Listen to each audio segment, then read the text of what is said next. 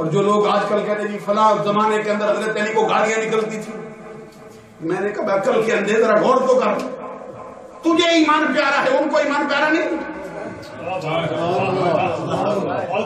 وقت ہو تو میں بڑی بات یہ کھولوں، عمدۃ القاری شرح صحیح بخاری جلد نمبر 5 میرے سامنے ہے، اور میرا دل چاہتا ہے میں رات اٹھاؤں اس سے۔ امام بدر الدین نینی، علامہ بدر الدین نینی شارح بخاری نے اس پر کلام کیا، فرماتے ایک قریب انہوں نے 20 روایتیں نقل کی، حضرت علی شیر خدا کو گالیاں نکلتی تھی، حضرت امیر معاویہ کے زمانے میں گالیاں دیتے تھے لوگ ممبروں پر، آج کل بھی بڑے بڑے اپنے آپ کو سنی کہلانے والے راگ الاپتے پھرتے ہیں۔ 20 روایتیں نقل کرنے کے بعد آخر میں اپنا جملہ لکھتے ہیں آخری سطر پر، کہتے کل تو کہتے میری بھی سن، زمانے کی سنی ہے، قالا یقول قیلا، یوں کہہ کے بات کرتے، آخر میں آخری سطر پہ اپنا فیصلہ سناتے، کہتے مجھ سے بھی سن میں کیا کہتا ہوں۔ جتنی روایتیں لائے ہیں اتفاق ایسا ہے کہ اس کے آخری راوی حضرت عبداللہ بن مسعود ہیں۔ حضرت عبداللہ بن مسعود نے روایت کی، عبداللہ بن مسعود نے روایت کی، ہمارا امام علامہ بدر الدین نینی حنفی ہے،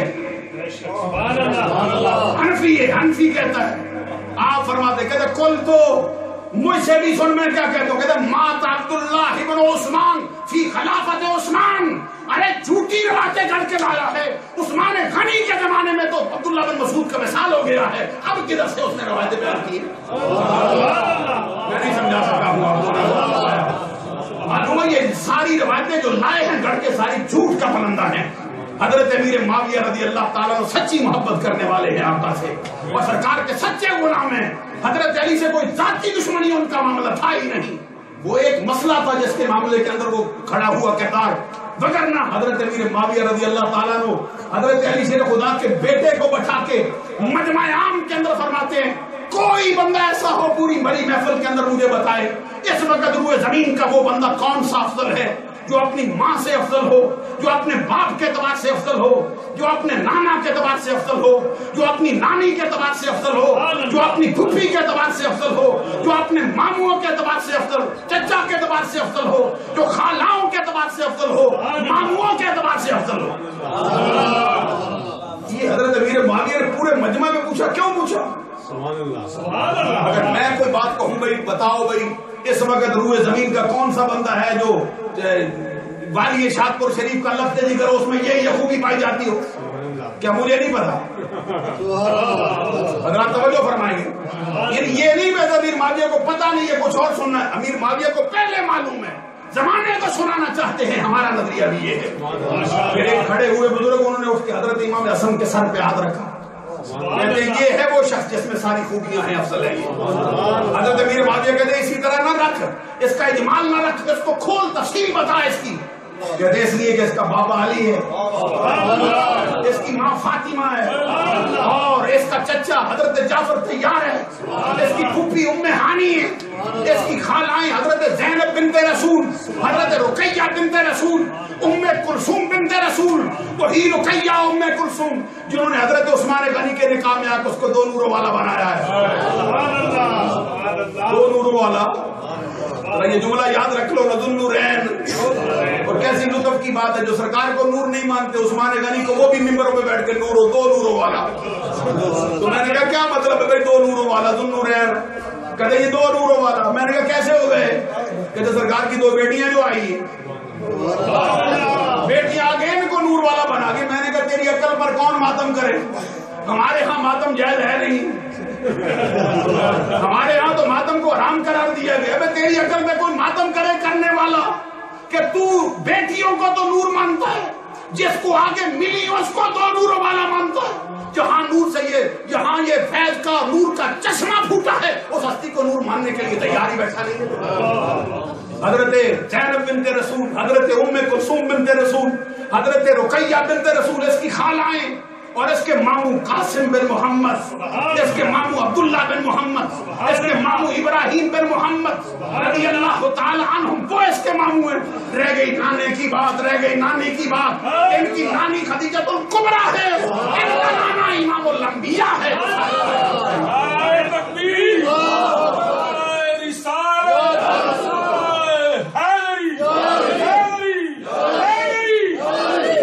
عزیزان عزیزان گرامی قدر، حضرت علی المرتضی شیر خدا رضی اللہ تعالیٰ عنہ کے لخت جگر کا امیر معاویہ نے بڑی محفل کے اندر ان کے نام کو اونچا کرنے کے لیے، اس کا اظہار کرنے کے لیے خود پوچھا تھا صحابی سے، اور پھر کہا تھا، پھر جب اس نے کہہ دیا تو انہوں نے کہا میں نے سچ کہا ہے۔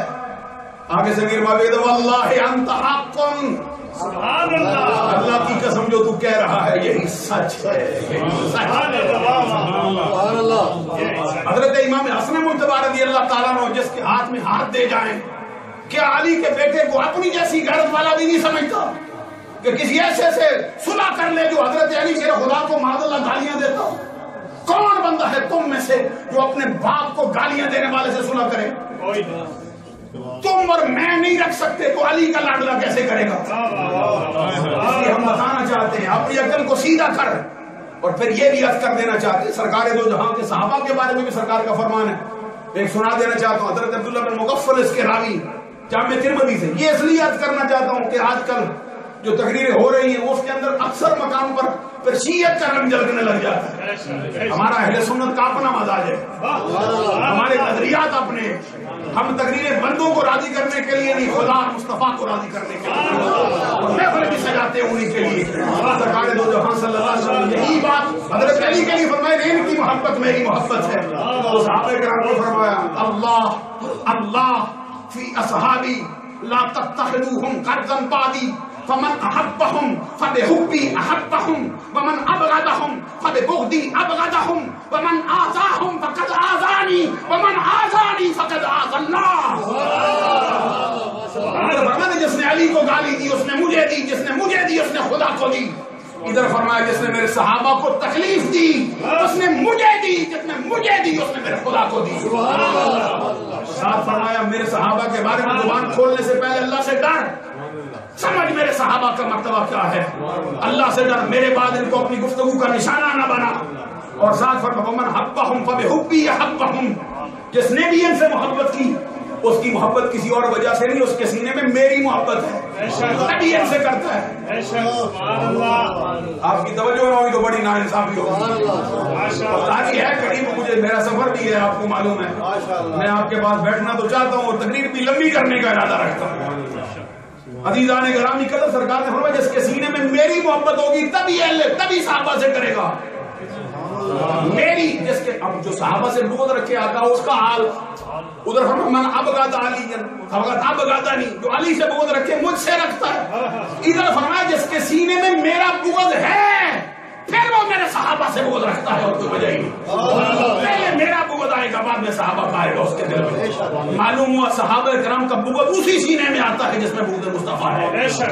حضرت علی المرتضی شیر خدا رضی اللہ تعالیٰ عنہ کہ قدموں کو چھونے والی خاک ہماری آنکھوں کا سرما بن جائے، یہ ہمارے ایمان کی معراج کے مترادف ہوگا۔